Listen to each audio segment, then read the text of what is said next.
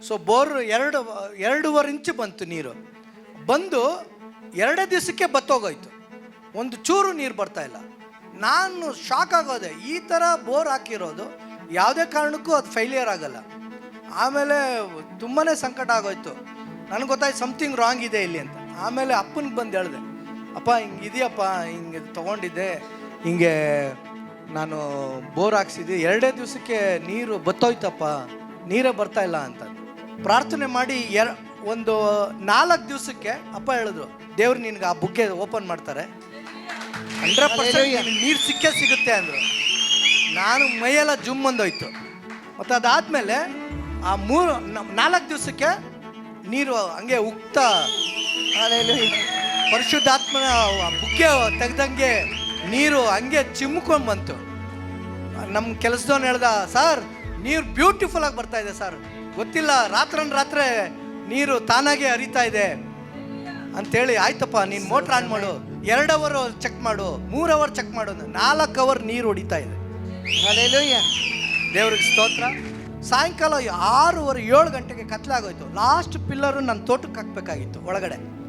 ಊರಿಂದ ಒಂದು 900 ಮಡಿ ಮೀಟ್ರ್ ತರಬೇಕಾಯ್ತು. ಒಂದೊಂದೇ ಪೋಲ್ ಹಾಕೊಂಬಂದ ಕರೆಕ್ಟಾಗಿ ಒಂದು ಪೋಲ್ ಲಾಸ್ಟ್ ನನ್ನ ತೋಟಕ್ಕೆ ಹಾಕೋವಾಗ ಒಂದು 25 ಜನ ಬಂದರು. ನಾನು ಈ ಪೊಸಿಷನಲ್ಲಿ ನಿಂತ್ಕೊಂಡು ಪಿಲ್ಲರ್ ಹಾಕ್ಸ್ತಾ ಇದ್ದೀನಿ.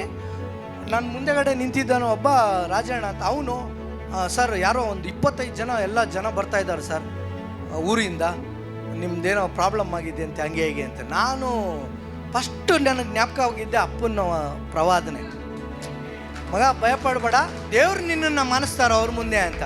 ಆ ಧೈರ್ಯ ಬಂದ್ಬಿಡ್ತು. ಪರಿಶುದ್ಧಾತ್ಮ ಅಲ್ಲಿ ನನ್ನನ್ನು ಬಲಪಡಿಸಿದ್ರು. ನೋಡಿದ್ರೆ 25 ಜನ ಊರು ದೊಡ್ಡ ತಲೆಗಳೇ ಬಂದು ಎಲ್ಲರೂ ನನಗೆ ಸಾರಿ ಕೇಳಿ, ನನ್ನನ್ನು ತಪ್ಪಾಯ್ತಪ್ಪ, ಅವ್ರಿಗೇನು ಅಡ್ಡಿ ಮಾಡೋದು ಬೇಡ.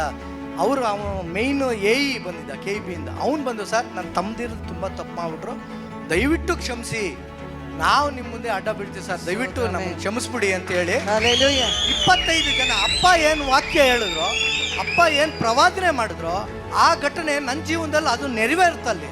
ಅದನ್ನ ನೋಡಿ ನಾನು ಭಯ ಬಿದ್ದೋದೆ. ಅಪ್ಪನ ಬಾಯಲ್ಲಿ ಅಷ್ಟು ಪ್ರವಾದನೆ, ಆ ಬೆಂಕಿ, ಒಂದೊಂದು ಮಾತು, ಅವ್ರು ಸುಮ್ಮನೆ ಒಂದು ಮಾತಾಡೋದಲ್ಲ, ಸುಮ್ಮನೆ ಏನೋ ಹೇಳ್ತಾರೆ ಅದು ಇಲ್ಲಲ್ಲ. ದಯವಿಟ್ಟು ಬ್ರದರ್ಸ್ ಆ್ಯಂಡ್ ಸಿಸ್ಟರ್ಸ್, ದಯವಿಟ್ಟು ಅವ್ರ ಮಾತುಗಳನ್ನು ಯಾರು ಅಸಡ್ಡೆ ಮಾಡಬೇಡ್ರಿ. ಅವ್ರು ಏನು ಹೇಳ್ತಾರೋ ಅದು ನೆರವೇರುತ್ತೆ 100%. ಅವ್ರು ಹೇಳೋದಲ್ಲ, ದೇವ್ರು ಹೇಳೋದು, ಏಸಪ್ಪ ಹೇಳೋದು ಅವ್ರ ಬಾಯಿಂದ. ಅದು ನನ್ನ ಕಣ್ಣಾರೆ ನಾನು ಕಂಡಿದ್ದೀನಿ. ದೊಡ್ಡ ಎಷ್ಟು ಹೋರಾಟ ಅಂದರೆ, ಮಾರಕ್ಕಿಟ್ಟೆ ಹತ್ತತ್ರ ಒಂದು 6 months ಅಂದ ನಾವು ಟ್ರೈ ಮಾಡ್ತಾನೇ ಇದ್ದೀವಿ, ಸೇಲ್ ಮಾಡಿಬಿಡಬೇಕು ಅಂತ. ಅಪ್ಪನಿಗೆ ಹೇಳ್ತಾನೆ ಇದ್ದೀವಿ, ಇಲ್ಲ ಮಗ ಸೇಲ್ ಆಗುತ್ತೆ, ನೀನು ಚಿಂತೆ ಮಾಡಬೇಡ, ದೇವ್ರು ಹೆಂಗೋ ಸಡನ್ನಾಗಿ ನೀನು ಕ್ರಿಯೆ ಮಾಡ್ತಾರೆ ಅಂತ. ಸೊ ನಾನು ನೋಡ್ತಾನೆ ಇದ್ದೆ, ಎಲ್ಲ ಬರ್ತಾಯಿದ್ರು ನೋಡೋರು, ಜಮೀನು ಸೂಪರ್ ಬಂಗಾರ ಥರ ಇದೆ, ಬಟ್ ಮೂಲ ಸರಿಯಿಲ್ಲ ಅಲ್ಲಪ್ಪ ಅಂತ ಹೊರಟೋಗೋರು. ಹಿಂಗೆ ಹೇಳಿ ನನಗೂ ಅವ್ರು ಬರೋರಿಗೆಲ್ಲ ನಂಗೆ ತುಂಬ ದುಃಖ ಆಗೋದು. ಇಲ್ಲ ಈ ಥರ ಯಾಕೆ ಈ ಥರ ಹೇಳೋಗ್ತಾರೆ, ಏನು ನಾವೇನು ಕತ್ಕೊಂಬಂದಿಲ್ಲ, ನಾವು ಕಷ್ಟಪಟ್ಟು ತೊಗೊಂಡಿರೋದು, ನಾವು ಮಾಡ್ತೀವಿ, ಬಟ್ ದೇವರಿದ್ದಾರೆ ಬಿಡುಗಡೆ ಮಾಡ್ತಾ ಇರೋದೊಂದು ಆ ಭರವಸೆಯಿಂದ 10 days ಬ್ಯಾಕ್ ಅನಿಸುತ್ತೆ. ಆವಾಗ ಅಪ್ಪ ಹೇಳಿದ್ರು, ಒಬ್ಬ ವ್ಯಕ್ತಿ ಬರ್ತಾನೆ, ಅನ್ನೋನ್ ಪರ್ಸನ್, ಅವ್ನು ಯಾರು ಅಂತ ಗೊತ್ತಿಲ್ಲ, ಸಡನ್ನಾಗಿ ನಿನ್ನ ಕಾರ್ಯ ಆಗುತ್ತೆ, ಹೋಗೋ ಮಗನೇ. ಹಾಗೇನೆ ಅವ್ರು ಯಾರು ಅಂತ ಗೊತ್ತಿಲ್ಲ ವ್ಯಕ್ತಿ ಅವತ್ತು ಬಂದು ನನಗೆ ಸಡನ್ನಾಗಿ ಫೋನ್ ಮಾಡಿ, ಮಧ್ಯಾಹ್ನ ನಾನು ಯಾರೋ ನಮ್ಮ ಕ್ಲೈಂಟ್ ಇರಬೇಕು ಅಂತ ಫೋನ್ ಮಾಡ್ರೆ, ಈ ಪಾರ್ಟಿ ಇಲ್ಲ ಸಾಯಂಕಾಲನೇ ಬನ್ನಿ, ಸಾಯಂಕಾಲನೇ 1,01,001 ರೂಪಾಯಿ ಅದನ್ನು ಟೋಕನ್ ಅಡ್ವಾನ್ಸ್ ಕೊಟ್ಬಿಟ್ಟು ಹೊರಡೋದು. ಅವಾಗ ಕನ್ಫರ್ಮೇಷನ್ ಆಯಿತು ಇದು ದೇವ್ರ ಕಾರ್ಯನೇ ಅಂತ. ನಮಗೋಸ್ಕರ ಅದನ್ನು ಸಡನ್ನಾಗಿ ಅಪ್ಪ ಹೇಳಿದ ವಾಕ್ಯದಲ್ಲಿ ಅಂಥ ವ್ಯಕ್ತಿನ ಕರ್ಕೊಂಬಂದು ನನ್ನ ಜೀವನದಲ್ಲಿ ಒಂದು ಅದ್ಭುತನೇ ಮಾಡಾಕ್ಬಿಟ್ರು. Within 15 daysಲ್ಲೇ total ರಿಜಿಸ್ಟ್ರೇಷನ್ನೇ ಮಾಡಾಕ್ಬಿಟ್ರು. ನಾನು ಆ್ಯಕ್ಚುಲಿ ನನ್ನ ಫ್ರೆಂಡ್ಸ್ಗಳು ಬರ್ತೀನಿ, ನಾನು ನಿನಗೆ ಸಹಾಯ ಮಾಡ್ತೀನಿ, ನಾನು ಅದು ಮಾಡ್ತೀನಿ, ಯಾವ ವ್ಯಕ್ತಿನೂ ಬರಲಿಲ್ಲ. ನನಗೆ ಬಂದಿದ್ದ ಅಪ್ಪನ ಪ್ರವಾದನೆ ವಾಕ್ಯ, ನನ್ನ ದೇವರು, ಅವ್ರು ನನ್ನ ಸಂಗಡ ಇದ್ದು, ಅವ್ರು ನನಗೆ ಅದನ್ನೆಲ್ಲ ಪ್ರತಿ ಒಂದು ಚುಕ್ಕೆನೂ ನನಗೇನು ತೊಂದರೆ ಆಗದಂತೆ ಪ್ರತಿಯೊಂದು ನನಗೆ ಅದನ್ನು ಕ್ಲಿಯರ್ ಮಾಡಿ, ಪ್ರತಿಯೊಂದು ಕಾರ್ಯದಲ್ಲೂ ನೀವು ನನಗೆ ಗೈಡ್ ಮಾಡಿದ್ದೀರ. ನನಗೆ ಸ್ವಂತ ಅಪ್ಪ ಇದ್ದಿದ್ರು ನನಗೆ ಆ ಥರ ನನಗೆ ಹೇಳಿ ಹೆಗಲ ಮೇಲೆ ಕೈ ಹಾಕಿ ನನಗೆ ಆಧರಣೆ ಮಾಡಿ ನನಗೆ ಹೇಳೋರು ಯಾರು ಇರಲಿಲ್ಲಪ್ಪ.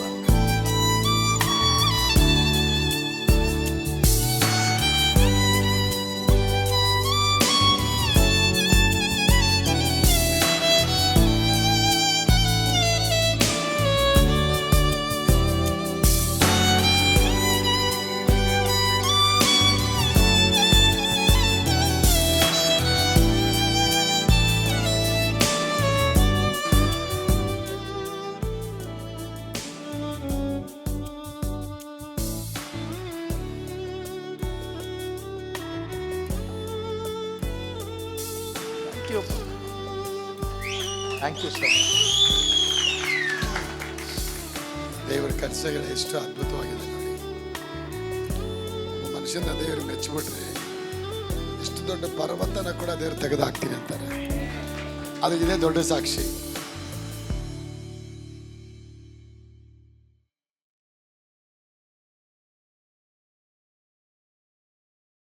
Price the lord. Praise the Lord. Hallelujah. Hallelujah. So ಈ ಹಾಲೆಗೆ ಬಂದಾಗ ಬಂದಿದ್ದ ದಿವಸನೇ ನನಗೆ ಪರಿಶುದ್ಧಾತ್ಮದಿಂದ ನಾನು ತುಂಬಲ್ಪಟ್ಟೆ. ದೇವ್ರು ನನ್ನನ್ನು ನಡೆಸ್ಕೊಂಬಂದರು, ನನ್ನನ್ನು ಗೈಡ್ ಮಾಡಿದ್ರು, ಹೇಗೆ ನಡಿಬೇಕು, ಹೇಗೆ ದಾರಿಯಲ್ಲಿ. ಅಪ್ಪನ ವಾಕ್ಯ ಪ್ರತಿ ದಿವಸ ಯಾರು ಕೇಳ್ತೀನೋ ಇಲ್ವೋ, ಅಪ್ಪನ ವಾಕ್ಯ ನಾನು ಆಫೀಸ್ಗೆ ರೆಡಿ ಆಗೋವಾಗ ಅಪ್ಪನ ವಾಕ್ಯ ಕೇಳಿನೇ ನಾನು ರೆಡಿ ಆಗೋದು. ಅದು ಬಿಟ್ಟರೆ ನಾನು ಬೇರೆ ಯಾವುದು ವಾಕ್ಯನೂ ಕೇಳ್ತಾ ಇಲ್ಲ. ಅಪ್ಪನ ವಾಕ್ಯ ಕೇಳಿ, ಅಪ್ಪಂದು ವಿಡಿಯೋ ಬರುತ್ತೆ, ಶಾರ್ಟ್ ಇದ್ರದ್ದು ಶಾರ್ಟ್ ಸರ್ಮನ್ ಇದೆಲ್ಲ ಬರುತ್ತೆ. ಸೊ ಅದನ್ನು ಕೇಳಿಬಿಟ್ಟು ನಾನು ಮುಂದೆ ಪ್ರಾರ್ಥನೆ ಮಾಡಿ ಆಚೆ ಹೋಗ್ತೀನಿ. ಸೊ ಹಾಗೆ ಇರುವಾಗ ಅಪ್ಪ ಬಂದು ಒಂದು ದಿವಸ ಹೇಳಿದ್ರು, ಮಂಜುಷಾ ನೀನು ಮಗ ನೀ ಎಲ್ಲಿದ್ಯಾ, ಮಂಜುಷಾ ಹೊರಬೇಕು ನೀನು. ನಾನು ಭಯ ಬಿದ್ದೋದೆ, ಶೋರಿಂಗ್ ಆಗ್ಬಿಟ್ಟೆ ನಾನು. ಅದು ದೇವರು ನಾವು ಅವ್ರನ್ನ ಹೊರೋದ, ಅದು ನಮ್ಮ ಕರ್ನಾಟಕದಲ್ಲಿ, ನಮ್ಮ ಇಂಡಿಯಾದಲ್ಲಿ ಯಾರೂ ಈ ಥರ ಮಂಜುಷದ ಗೂಡಾರ ನಾವು ಮಾಡಿಲ್ಲ, ಎಲ್ಲೂ ಮಾಡಿಲ್ಲ. ನಮ್ಮ ಸಭೆ, ದೇವ್ರ ನಾಮಕ್ಕೆ ಸ್ತೋತ್ರ. ನಮ್ಮ ಸಭೆಯಲ್ಲಿ ಅದು ಬಂದು ನಮ್ಮ ದೇಶದಲ್ಲಿ, ನಮ್ಮ ಕರ್ನಾಟಕದಲ್ಲಿ, ಈ ಹಳ್ಳಿಯಲ್ಲಿ ದೇವ್ರು ಬಂದು ಸ್ಥಾಪನೆ ಮಾಡಿದ್ದಾರೆ ಅಂದರೆ ಅದು ಅಮೋಘವಾದದ್ದು. ಅದು ನಮ್ಮೆಲ್ಲರ ಆಶೀರ್ವಾದ, ನಮ್ಮೆಲ್ಲ ಅವ್ರದ್ದು ಕೃಪೆ. ಅದು ಅವ್ರ ಕೃಪೆ ನಮ್ಮ ಮೇಲಿದೆ. ನಾವು ಕೊರೋನಾದಲ್ಲಿ ನಾನು ತುಂಬ ಇದಾಗೋಗಿದ್ದೆ, ಸಾಯೋ ಪರಿಸ್ಥಿತಿಯಲ್ಲೂ ಇತ್ತು. ಆದರೂ ದೇವರು ಆ ಕಡೆಯಿಂದನೂ ಬಿಡಿಸಿ ಕೋವಿಡಲ್ಲೂ ನಮ್ಮನ್ನು ರಕ್ಷಣೆ ಮಾಡಿ ಎಲ್ಲ ನಮ್ಮನ್ನು ಬಿಡುಗಡೆ ಮಾಡಿ ಆ ಒಂದು ದಿನ ನಾನು ಮರೆಯೋಕ್ಕಾಗಲ್ಲ. ನನ್ನ ಲೈಫಲ್ಲಿ ಅದೊಂದು ಆ ಡೇಟ್ನ ಬರೆದಿಟ್ಟಿದ್ದೀನಿ. ದೇವ್ರು ನನ್ನನ್ನು ಸನ್ಮಾನ ಮಾಡಿದ್ದು.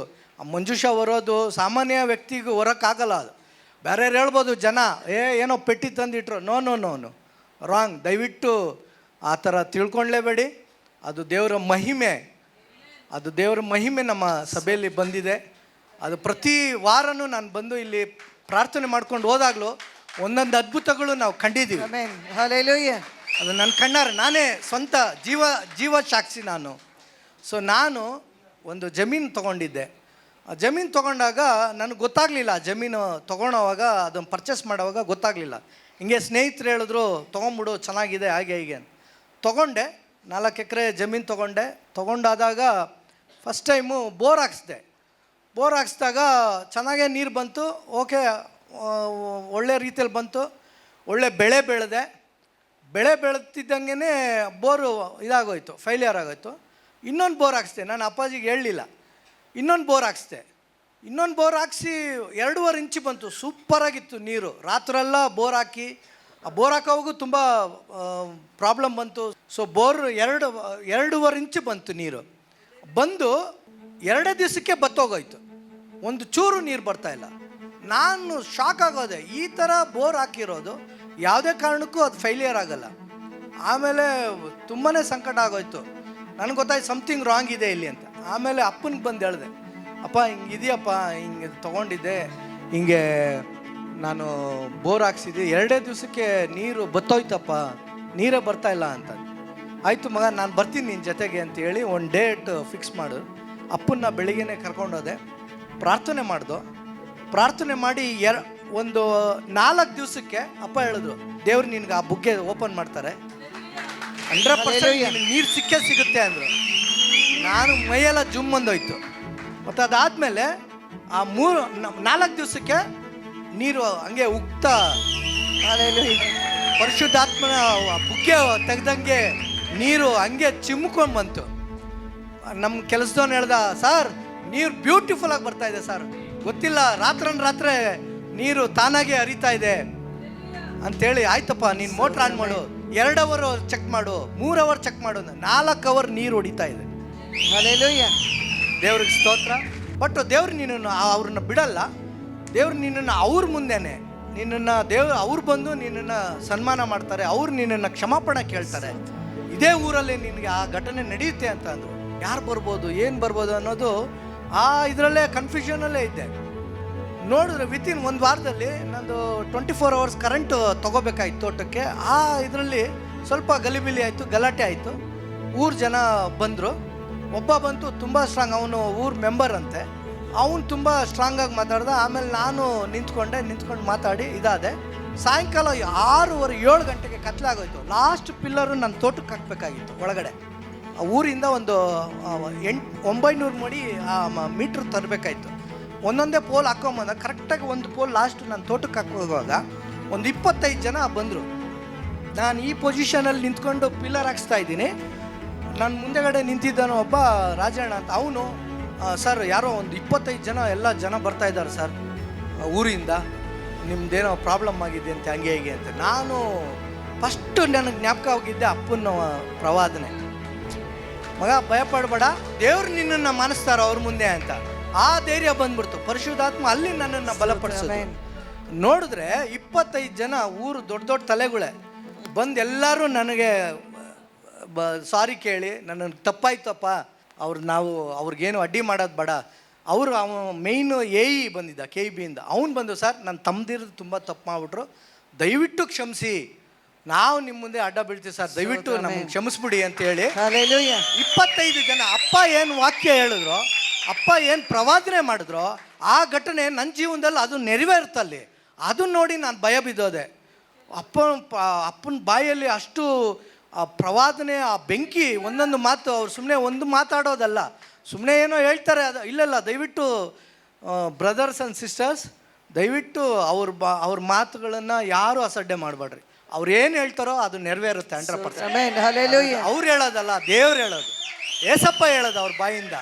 ಅದು ನನ್ನ ಕಣ್ಣಾರೆ ನಾನು ಕಂಡಿದ್ದೀನಿ, ಅದು ನಾನು ಅನುಭವಿಸಿದ್ದೀನಿ. ಅವರು ಒಂದೊಂದು ಮಾಡಿದ ವಾಗ್ದಾನ ನನ್ನ ಜೀವನದಲ್ಲಿ, ಅದನ್ನು ನಾನು ಯಾವತ್ತೂ ಅಮ್ಮನ ಋಣ, ನನ್ನ ಅಪ್ಪನ ಋಣ ನನ್ನ ಲೈಫಲ್ಲಿ ನಾನು ಯಾವತ್ತೂ ಮರೆಯಲ್ಲ. ಯಾಕಂದರೆ ನಾನು ಬಂದೆ, ನನಗೆ ಯಾರೂ ಸಪೋರ್ಟ್ ಮಾಡಲಿಲ್ಲ.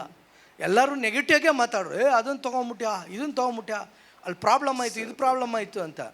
ಅದಾದಮೇಲೆ ಹೀಗೆ ಬಂದೆ. ಅದಾದಮೇಲೆ ನಾನು ಬರ್ತಾಯಿದ್ದೆ, ಪ್ರಾರ್ಥನೆ ಮಾಡ್ತಾಯಿದ್ದೆ, ಹೋಗ್ತಾಯಿದ್ದೆ. ಒಂದು ದಿವಸ ಯಾರೋ ಮಾರಿ ಜಮೀನು ಮಾರಿ 30 ವರ್ಷ ಆಗೋಯ್ತು, 35 ವರ್ಷ. ಅವನು ಪ್ರಾಬ್ಲಮ್ ಮಾಡೋಕ್ಕೆ ಶುರು ಮಾಡ್ದ. ಸೈತಾನ ಅಲ್ಲಿಂದ ಎಬ್ಬರಿಸ್ದ. ಆವಾಗ ಅಪ್ಪನಿಗೆ ಬಂದು ಹೇಳಿದೆ, ಅಪ್ಪ ಹಿಂಗಿದೆಯಪ್ಪ, ಈ ಥರ ಪ್ರಾಬ್ಲಮ್. ಮಗ ನೀನೇನು ತಲೆ ಕೆಡ್ಸ್ಕೊಂಬೇಡ, ದೇವ್ರು ನಿನ್ನನ್ನು ಮಾನಿಸ್ತಾರೆ, ದೇವ್ರು ನಿನ್ನ ಸಂಗಡ ಇದ್ದಾರೆ. ಯಾರಿದ್ರೂ ಸರಿ, ದೇವ್ರು ನಿನ್ನ ಸಂಗಡ ಇದ್ದು ನಿನ್ನ ಜೊತೆ ಜಯ ಕೊಡ್ತಾರೆ, ನೀನು ಚಿಂತೆ ಮಾಡಬೇಡ, ಹೋಗು, ನಾನು ಪ್ರಾರ್ಥನೆ ಮಾಡ್ತೀನಿ ಅಂತೇಳಿ ಅಪ್ಪ ಪ್ರಾರ್ಥನೆ ಮಾಡಿ, ಅಮ್ಮ ಪ್ರಾರ್ಥನೆ ಮಾಡಿದ್ರು. ಪ್ರಾರ್ಥನೆ ಮಾಡ್ತಾ ಮಾಡ್ತಾ ಮಾಡ್ತಾ ಹಿಂಗೆ ಅದು ಅವನು ಕೇಸ್ ಹಾಕ್ತೀನಿ ಹಾಗೆ ಹೀಗೆ ಅಂತ ಎಲ್ಲ ಮಾತಾಡ್ತಾ ಇದ್ದ. ಆಗಲಿ ಅಂತ ನೋಟಿಸ್ ಏನೋ ಬಂತು. ಅಪ್ಪ ಅಂದರು, ನೀನೇನು ತಲೆ ಎಲ್ಲೂ ಹೋಗಲ್ಲ, ನೀನು ಕೋರ್ಟ್ಗೆ ಹೋಗ್ದಿರ ಕ್ಲಿಯರ್ ಆಗುತ್ತೆ, ಹೋಗು ಮಗನೇ ಅಂದರು. ಅದೇ ರೀತಿಯಲ್ಲೇ ನಾನು ಕೋರ್ಟ್ಗೆ ಹೋಗಲಿಲ್ಲ. ಎಲ್ಲ ನೋಟಿಸ್ ಬರೋದು ಎಲ್ಲ ಹೋಗೋದು, ನಾನು ಕೋರ್ಟ್ಗೆ ಹೋಗಲೇ ಇಲ್ಲ. ನಾನು ಕೋರ್ಟ್ಗೆ ಹೋಗ್ದಿರೇ ದೇವ್ರು ನನಗೆ ಅಲ್ಲಿಂದ ಬಿಡುಗಡೆ ಮಾಡಿದ್ರು. ಅದನ್ನೂ ದೊಡ್ಡ ಎಷ್ಟು ಹೋರಾಟ ಅಂದರೆ, ಮಾರಕ್ಕಿಟ್ಟೆ ಹತ್ತತ್ರ ಒಂದು 6 months ಅಂದ ನಾವು ಟ್ರೈ ಮಾಡ್ತಾನೇ ಇದ್ದೀವಿ, ಸೇಲ್ ಮಾಡಿಬಿಡಬೇಕು ಅಂತ. ಅಪ್ಪನಿಗೆ ಹೇಳ್ತಾನೆ ಇದ್ದೀವಿ, ಇಲ್ಲ ಮಗ ಸೇಲ್ ಆಗುತ್ತೆ, ನೀನು ಚಿಂತೆ ಮಾಡಬೇಡ, ದೇವ್ರು ಹೆಂಗೋ ಸಡನ್ನಾಗಿ ನೀನು ಕ್ರಿಯೆ ಮಾಡ್ತಾರೆ ಅಂತ. ಸೊ ನಾನು ನೋಡ್ತಾನೆ ಇದ್ದೆ, ಎಲ್ಲ ಬರ್ತಾಯಿದ್ರು ನೋಡೋರು. ಜಮೀನು ಸೂಪರ್ ಬಂಗಾರ ಥರ ಇದೆ, ಬಟ್ ಮೂಲ ಸರಿಯಿಲ್ಲ ಅಲ್ಲಪ್ಪ ಅಂತ ಹೊರಟೋಗೋರು. ಹಿಂಗೆ ಹೇಳಿ ನನಗೂ ಅವ್ರು ಬರೋರಿಗೆಲ್ಲ ನಂಗೆ ತುಂಬ ದುಃಖ ಆಗೋದು.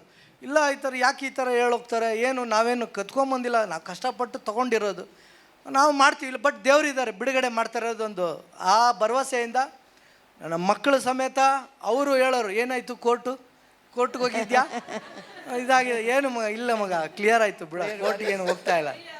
ಆಮೇಲೆ ಅದನ್ನು ಪ್ರಾರ್ಥನೆ ಮಾಡ್ತಾ ಸಡನ್ನಾಗಿ ಒಬ್ಬ 75 ಲಕ್ಷಕ್ಕೇನೋ ಡಿಸೈಡ್ ಮಾಡ್ದೆ ಕೊಡ್ತೀನಿ ಅಂತ. ನೆಕ್ಸ್ಟ್ ವೀಕಲ್ಲೇ ರಿಜಿಸ್ಟರ್ ಮಾಡಿಬಿಡೋಣ ಅದು ಇದು ಅಂತೆಲ್ಲ ಹೇಳಿ ಡಾಕ್ಯುಮೆಂಟ್ ಎಲ್ಲ ತೊಗೊಂಡು ಎಲ್ಲ ಹೋದ. ಅವನು ಹೋದ, ಅಡ್ರೆಸ್ಗೆ ಇರಲಿಲ್ಲ, ಬರಲೇ ಇಲ್ಲ. ನಾನು ಹುಡುಕಿ ಸಾಕಾಯಿತು. ಬಂದಿದ್ದ ಫಸ್ಟ್ ಕಾಣಿಕೆ ತಂದು ಮಂಜುಷದ ಮುಂದೆ ಆರಾಧನೆ ಮಾಡಿ ಕೊಟ್ಟೆ. ಈ ಥರಪ್ಪ ಹಿಂಗೆ ಬಂದು ಹೇಳೋಗಿದ್ದಾನೆ. ಹೌದಾ ಮಗ, ಆಗುತ್ತೆ, ಬಟ್ ಸಡನ್ನಾಗಿ ಆಗುತ್ತೆ, ನೀನು ಚಿಂತೆ ಮಾಡಬೇಡ. ಯಾರೋ ಒಬ್ಬ ಅನ್ನೋನ್ ಪರ್ಸನ್ ಅವ್ನು ಸಡನ್ನಾಗಿ ಬಂದು ನಿನ್ನ ಕಾರ್ಯ ಆಗುತ್ತೆ ಹೋಗು ಅಂತಂದರು. ಲಾಸ್ಟ್ ಡೇ ಅಪ್ಪ ಅವ್ನು ಬರಲೇ ಇಲ್ಲಪ್ಪ, 75 lakhs ಕೊಡ್ತೀನಿ ಅಂತ ಹೇಳ್ದವನು, ಅವನು ಬರಲಿಲ್ಲಪ್ಪ, ಪ್ರಾರ್ಥನೆ ಮಾಡಿಪ್ಪ, ತುಂಬ ದುಃಖದಲ್ಲಿದ್ದೀನಿ ಅಂತ. ಲಾಸ್ಟ್ ವೀಕಲ್ಲಿ ಆದರೂ 10 days ಬ್ಯಾಕ್ ಅನಿಸುತ್ತೆ, ಅವಾಗ ಅಪ್ಪ ಹೇಳಿದ್ರು, ಒಬ್ಬ ವ್ಯಕ್ತಿ ಬರ್ತಾನೆ, ಅನ್ನೋನ್ ಪರ್ಸನ್, ಅವ್ನು ಯಾರು ಅಂತ ಗೊತ್ತಿಲ್ಲ, ಸಡನ್ನಾಗಿ ನಿನ್ನ ಕಾರ್ಯ ಆಗುತ್ತೆ, ಹೋಗು ಮಗನೇ. ಹಾಗೇನೆ ಅವ್ರು ಯಾರು ಅಂತ ಗೊತ್ತಿಲ್ಲ ವ್ಯಕ್ತಿ ಸಡನ್ನಾಗಿ ಕಾಲ್ ಮಾಡೋದು ಮಧ್ಯಾಹ್ನ, ಈ ಥರ ನಾನು ಲ್ಯಾಂಡ್ ನೋಡಿ, ಅವ್ನು ನೋಡಿರೋದಾಗಲೇ 5-6 ತಿಂಗಳಿಂದ ನೋಡಿದ್ದಾನೆ ಲ್ಯಾಂಡು. ಅವತ್ತು ಬಂದು ನನಗೆ ಸಡನ್ನಾಗಿ ಫೋನ್ ಮಾಡಿ ಮಧ್ಯಾಹ್ನ, ನಾನು ಯಾರೋ ನಮ್ಮ ಕ್ಲೈಂಟ್ ಇರಬೇಕು ಅಂತ ಫೋನ್ ಮಾಡ್ರೆ ಈ ಪಾರ್ಟಿ ಇಲ್ಲ ಸಾಯಂಕಾಲನೇ ಬನ್ನಿ, ಸಾಯಂಕಾಲನೇ 1,01,001 ರೂಪಾಯಿ ಅದನ್ನು ಟೋಕನ್ ಅಡ್ವಾನ್ಸ್ ಕೊಟ್ಬಿಟ್ಟು ಹೊಟ್ಟದ. ಅವಾಗ ಕನ್ಫರ್ಮೇಷನ್ ಆಯಿತು ಇದು ದೇವ್ರ ಕಾರ್ಯನೇ ಅಂತ. ಯಾಕಂದರೆ ಆ ವ್ಯಕ್ತಿ ಅವನು ಈ ನಮ್ಮ ಈ ಕ್ಷೇತ್ರದಲ್ಲಿ ಸ್ವಲ್ಪ ಮಹಾ ಬಲಿಷ್ಠ ವ್ಯಕ್ತಿ. ಅಂಥ ವ್ಯಕ್ತಿ ದೇವ್ರು ನಮಗೋಸ್ಕರ ಅದನ್ನ ಸಡನ್ ಆಗಿ ಅಪ್ಪ ಹೇಳಿದ ವಾಕ್ಯದಲ್ಲಿ ಅಂಥ ವ್ಯಕ್ತಿನ ಕರ್ಕೊಂಬಂದು ನನ್ನ ಜೀವನದಲ್ಲಿ ಒಂದು ಅದ್ಭುತನೇ ಮಾಡಾಕ್ಬಿಟ್ರು. Within 15 ಡೇಸಲ್ಲೇ total ರಿಜಿಸ್ಟ್ರೇಷನ್ನೇ ಮಾಡಾಕ್ಬಿಟ್ರು. ಅಪ್ಪನಿಗೆ ಬಂದು ಹೇಳಿದೆ, ತುಂಬ ಸಂತೋಷ ಆಯ್ತಪ್ಪ, ನೀವು ಕೊಟ್ಟಿದ್ದು ವಾಗ್ದಾನ, ಆ ಪ್ರವಾದನೆ ನಮ್ಮ ಜೀವನದಲ್ಲಿ ಅದು ನೆರವೇರಿತು ಅಂತ ನಾನು ಹೇಳಿ ದೇವ್ರಿಗೆ ಸ್ತೋತ್ರ ಮಾಡಿದೆ. ನಾನು ಆ್ಯಕ್ಚುಲಿ ನನ್ನ ಫ್ರೆಂಡ್ಸ್ಗಳು ಬರ್ತೀನಿ, ನಾನು ನಿನಗೆ ಸಹಾಯ ಮಾಡ್ತೀನಿ, ನಾನು ಅದು ಮಾಡ್ತೀನಿ, ಯಾವ ವ್ಯಕ್ತಿನೂ ಬರಲಿಲ್ಲ. ನನಗೆ ಬಂದಿದ್ದ ಅಪ್ಪನ ಪ್ರವಾದನೆ ವಾಕ್ಯ, ನನ್ನ ದೇವರು, ಅವ್ರು ನನ್ನ ಸಂಗಡ ಇದ್ದು, ಅವ್ರು ನನಗೆ ಅದನ್ನೆಲ್ಲ ಪ್ರತಿ ಒಂದು ಚುಕ್ಕೆನೂ ನನಗೇನು ತೊಂದರೆ ಆಗದಂತೆ ಪ್ರತಿಯೊಂದು ನನಗೆ ಅದನ್ನು ಕ್ಲಿಯರ್ ಮಾಡಿ ಇವತ್ತು ನಾನು ಸಂತೋಷವಾಗಿದ್ದು. ಬಟ್ ಪ್ರತಿ ವಾರನೂ ನಾನು ಬಂದು ಮಂಜುಷದ ಮುಂದೆ ನಾನು ಪ್ರಾರ್ಥನೆ ಮಾಡ್ತಾ ಇದ್ದೆ, ನಾನು ಕೇಳ್ಕೊಂಡು ಹೋಗ್ತಾ ಇದ್ದೆ, ದಯವಿಟ್ಟು ಮಂಜುಷದ ಮುಂದೆ ಅರ್ಕೆ ಮಾಡಿ, ನೀವು ನಿಮ್ಮ ಜೀವನದಲ್ಲಿ ಅದು ನೆರವೇರುತ್ತೆ. ನನ್ನ ಜೀವನದಲ್ಲಿ ನೆರವೇರ್ತಿದೆ ಅಂದರೆ ನಿಮ್ಮ ಜೀವನದಲ್ಲೂ ನೆರವೇರುತ್ತೆ. ಮಂಜುಷದ ಮುಂದೆ ಅರ್ಕೆ ಮಾಡಿ, ದೇವ್ರ ಮುಂದೆ ಕೇಳಿ, ನಿಮ್ಮನ್ನು ಬಿಡುಗಡೆ ಮಾಡ್ತಾರೆ. ನನ್ನನ್ನು ಇವತ್ತು ಬಿಡುಗಡೆ ಮಾಡಿದ್ದಾರೆ. ಸ್ಪೆಸಿಫಿಕ್ಕಾಗಿ ಅಮ್ಮಂದು ಎಮರ್ಜೆನ್ಸಿ ಪ್ರೇಯರ್ ಅಂದರೆ ಅಮ್ಮಂದು ಇಮ್ಮಿಡಿಯೇಟ್ ವಾಯ್ಸ್ ಮೆಸೇಜ್ ಬರುತ್ತೆ. ಅಮ್ಮನ ಆ ಬಲ ಬರುತ್ತೆ, ನನಗೆ ಆ ಧೈರ್ಯ ಬರುತ್ತೆ. ಅಮ್ಮ ಪ್ರಾರ್ಥನೆ ಮಾಡೈತೆ, ಅಪ್ಪ ಪ್ರಾರ್ಥನೆ ಮಾಡ್ತಾ ಇರ್ತಾರೆ. ಆ ಬಲದಿಂದ ನಾನು ಮುಂದೆ ಬಂದೆ. ಇವತ್ತು ನನ್ನ ಫ್ಯಾಮಿಲಿ ಬಿಡುಗಡೆ ಮಾಡಿ ದೇವ್ರ ದಯೆಯಿಂದ ನನ್ನನ್ನು ಇಲ್ಲಿವರೆಗೂ ನಿಲ್ಲಿಸಿದ್ದಾರೆ. ಸೊ ನನ್ನ ಜೀವನದಲ್ಲಿ ಆ ಜಮೀನಲ್ಲಿ ಪ್ರತಿ 7 ಬೆಳೆ ಒಂದೇ ವರ್ಷದಲ್ಲಿ ನಾನು ಒಬ್ಬನೇ ಬೆಳೆದಿರೋದು. ಎಂಟೈರ್ ಊರಲ್ಲಿ ಇದರಲ್ಲಿ ಯಾವನು ಬೆಳೆದಿಲ್ಲ. ಎಲ್ಲ ದೊಡ್ಡ ದೊಡ್ಡ ರೈತರುಗಳೇ ಶಾಕ್ ಆಗೋದ್ರು, ಏನು ಸರ್ ನೀವು ಇಷ್ಟೊಂದು ಬೆಳೆದ್ಬಿಟ್ರಾ? 7 ಬೆಳೆ ಒಂದೇ ವರ್ಷದಲ್ಲಿ ನಾನು ಬೆಳೆದಿದ್ದೀನಿ. ಪ್ರತಿ ಫಲ, ಮೊದಲನೇ ಫಲ ನಾನು ಕೆಲಸದವನಿಗೂ ಬಿಡ್ತಾ ಇರಲಿಲ್ಲ. ಒಂದು ಟೊಮೆಟೊ ಕಿತ್ಕೊಂಡಾಗೆ ದೇವ್ರದ್ದು ಇಡು, ಶಾಪ ಬರುತ್ತೆ, ಬೇಡ ಅವ್ರ ಸವಾಸನ ಬೇಡ, ಅವ್ರು ಕೊಟ್ಬಿಡೋಣ, ಫಸ್ಟು ತಗೊಂಬಂದು ಫಸ್ಟು ಟೊಮೆಟೊ ಬೆಳೆದ್ನ ಫಸ್ಟು ದೇವರಾಲೆ, ಸೊಪ್ಪು ಬೆಳೆದ್ನ ಫಸ್ಟು ಇದಕ್ಕೆ, ಮೆಣಸಿನ್ಕಾಯಿ ಬೆಳೆದೆ, ತೊಗರಿ ಬೆಳೆದೆ, ಪ್ರತಿಯೊಂದೂ ತಗೊಂಬಂದು ದೇವ್ರಿಗೆ ಸನ್ಮಾನ ಮಾಡಿ ಮೊದಲನೇ ಕಾಣಿಕೆಯಾಗಿ ನಾನು ಆ ಫಲಗಳು ಕೊಟ್ಟೆ. ದೇವ್ರ ಮುಂದಕ್ಕೆ ಅಪ್ಪ ಪ್ರವಾದನೆ ಮಾಡವ್ರೆ, ಅದು 100% ನಾನು ಅದನ್ನು ಬೆಳೆ ಬಿತ್ತೀನಿ, ಬೀಜ ಬಿತ್ತೀನಿ, ಅದನ್ನು ಕುಯ್ತೀನಿ, 100ರಷ್ಟು 1000ದಷ್ಟು ಕುಯ್ದು ನಾನು ದೇವ್ರ ರಾಜ್ಯಕ್ಕೆ ನಾನು ಚೆಲ್ತೀನಿ.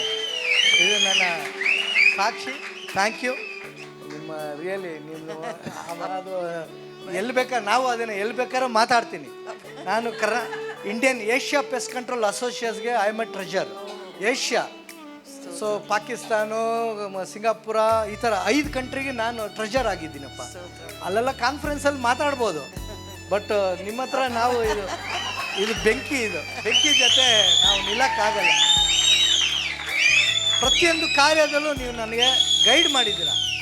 ನನಗೆ ಸ್ವಂತ ಅಪ್ಪ ಇದ್ದಿದ್ರು ನನಗೆ ಆ ಥರ ನನಗೆ ಹೇಳಿ ಹೆಗಲ ಮೇಲೆ ಕೈ ಹಾಕಿ ನನಗೆ ಆಧರಣೆ ಮಾಡಿ ನನಗೆ ಹೇಳೋರು ಯಾರು ಇರಲಿಲ್ಲಪ್ಪ.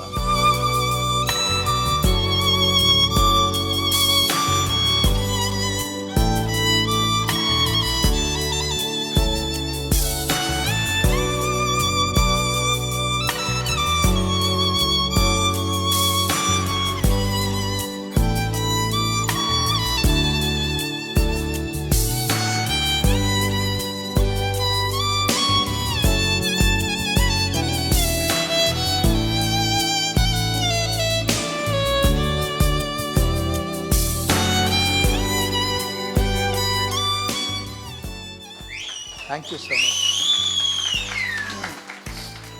ದೇವರ ಕೆಲಸಗಳು ಎಷ್ಟು ಅದ್ಭುತವಾಗಿದೆ ನೋಡಿ. ಒಬ್ಬ ಮನುಷ್ಯನ ದೇವರು ಮೆಚ್ಚಿಬಿಟ್ರೆ ಎಷ್ಟು ದೊಡ್ಡ ಪರ್ವತನ ಕೂಡ ದೇವರು ತೆಗೆದು ಹಾಕ್ತೀನಿ ಅಂತಾರೆ. ಅದು ಇದೇ ದೊಡ್ಡ ಸಾಕ್ಷಿ. ದೇವ್ರನ್ನ ಯಾವತ್ತೂ ಕೆಳಗೆ ಬಿಡೋದಿಲ್ಲ, ಒಳ್ಳೆ ರೇಟಿಗೆ ಬರುತ್ತೆ. ಎಲ್ಲ ಸಡನ್ ಆಗಿ ಆಗತ್ತೆ, ನಿನಗೆ ಎಲ್ಲ ಮಿರಕಲ್ ಆಗತ್ತೆ. ನಾನು ಹೇಳಿದ ಒಂದೇ ಒಂದು ಮಾತು ಕೂಡ ಅವರು ಕಡ್ಡಿ ಕೂಡ ತೆಗೆದು ಹಾಕ್ಲಿಲ್ಲ. ಅದೇ ನಾನು ಹೇಳ್ತೀನಿ ನಿಮ್ಮ ಮಕ್ಕಳು, ನಿಮ್ಮ ಮಧ್ಯದಲ್ಲಿ ದೇವ್ರ ಬಾಯಿಂದ ಬರೋ ಒಂದು ಮಾತನ್ನ ನೀವು ಹಾಗೇ ತಗೊಂಡ್ಬಿಟ್ರೆ ಅದು ಅಮೃತ ನಿಮಗೆ. ಹಾಗೆ ತಗೊಂಡ್ರೆ ಅಮೃತ, ಹಾಗೆ ತಗೊಂಡ್ರೆ ಅದು ಅಕ್ಷಯ ಪಾತ್ರೆ. ಅದು ಹಾಗೆ ತಿರಸ್ಕಾರ ಮಾಡಿದ್ರೆ ಅದು ನಿಮಗೆ ಕಹಿಯಾದ ವಿಷದ ಪಾತ್ರೆ ಆಗ್ಬಿಡತ್ತೆ. ಅದಕ್ಕೆ ದೇವ್ರ ವಾಕ್ಯ ಹೇಳುತ್ತೆ, ಈ ಸುವಾರ್ತೆ ಹಳೆ ಒಡಂಬಡಿಕೆಯಲ್ಲಿ ಮೋಸೆ ಕಾಲದಲ್ಲಿ ಬೋಧಿಸಲ್ಪಡ್ತು, ಅವರು ಅದನ್ನು ನಂಬಲಿಲ್ಲ, ಅದಕ್ಕೆ ನಂಬಿಕೆ ಸೇರಿಸಲಿಲ್ಲ. They did not mix the faith to that gospel. ಅದರಿಂದ ಅವ್ರಿಗೇನು ಪ್ರಯೋಜನ ಆಗ್ಲಿಲ್ಲ ಅಂತ ಪಾಲ್ ಹೇಳ್ತಾರೆ. ಆಗ ಇದಕ್ಕೆ ನೀವು ವಿಶ್ವಾಸ ಹಾಕಿ ಅವರಿಗೆ ಸಾರಿದ ಸುವಾರ್ತೆ ನಮಗೂ ಸಾರೋಣ ಆಯ್ತು. ಇದನ್ನ ನಾವೇನ್ ಸೇರಿಸಿದೀವಿ? ವಿಶ್ವಾಸ ಸೇರಿಸಿದ್ವಿ.